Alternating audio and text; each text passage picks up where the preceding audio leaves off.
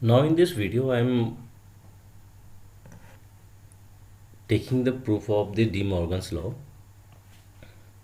So we have two theorem based on this De Morgan's law. For any two sets A and B, A union B dash is A dash intersection B dash, and second is A intersection B dash is A dash union B dash. Before starting this proof, we should have this some basic thing in the mind. The first is, if we say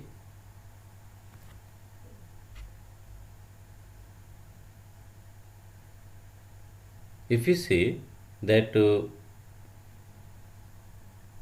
A is the element of set A, imply that A is not an element of A dash. If A is the element of set A, so imply that A is not an element of its complement. This is very important point. Similarly, if A belongs to A dash, so that element does not belong to set A. So in other words, we can also use the same statement. And the second is, if A is subset of B, and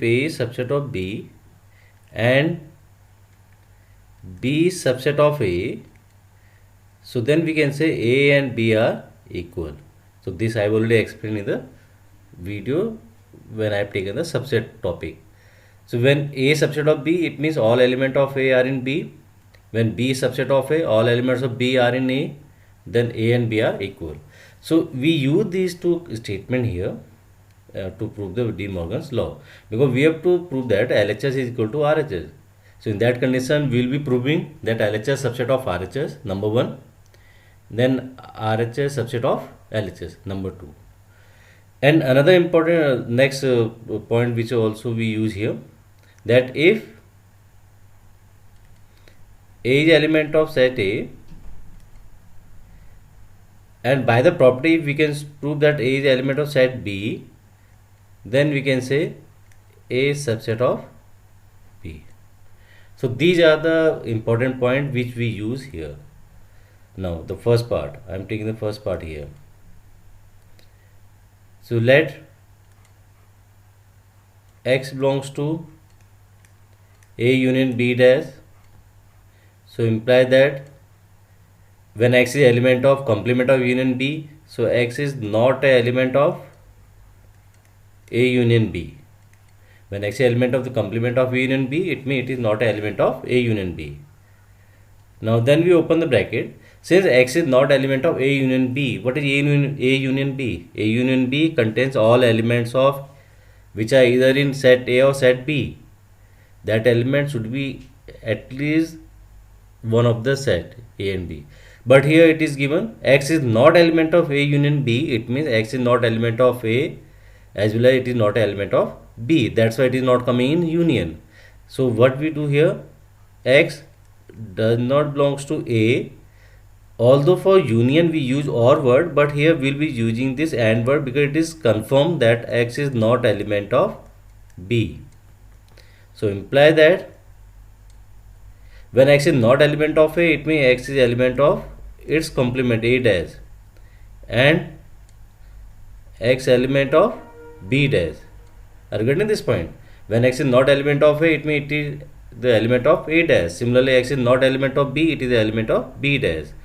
Now here, when we combine these two statements, X belongs to A dash, X belongs to B dash, it means X belongs to A dash intersection B dash.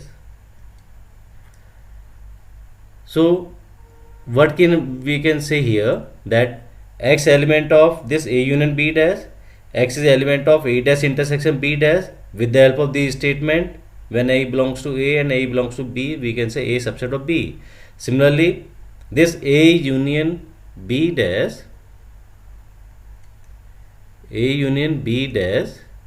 is subset of A dash intersection B dash. So this is our first equation. Now here, in the first case, we have started from LHS, then we have prove the RHS. Now in second case we start from the RHS, then we will be proving the LHS. So in that condition we take all these steps in reverse order. So now I am taking the another element. Let y belongs to A dash intersection B dash. You can see all the steps I will be taking the reverse order. Imply that y belongs to A dash and y belongs to B dash. Imply that y does not belongs to A and y does not belongs to B. Implies that y does not belongs to A union B. So imply that y belongs to A union B dash, because when y is not element of A union B, so it means it is the element of its complement. Now y is the element of A dash intersection B dash and y is the element of union B dash. So when we combine these two statements, so what we can say, that A dash intersection B dash is subset of A union B dash. This is our second equation. So by first and second equation, by equation first and second, what we can say, that A union B dash is A dash intersection B dash. So this is the proof of first theorem. Now use the same condition to prove the second theorem.